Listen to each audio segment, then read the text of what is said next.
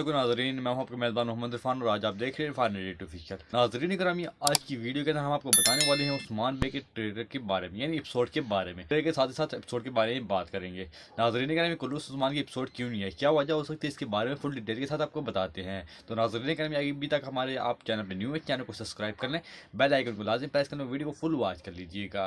नाज़रीन ग्रामी, जैसे कि आप लोगों को मालूम है कि तुर्की के अंदर भी एक ऐसा अफसोसनाक वाक़या पेश आया है। इसमें एक बहुत बड़ी आग लग चुकी है।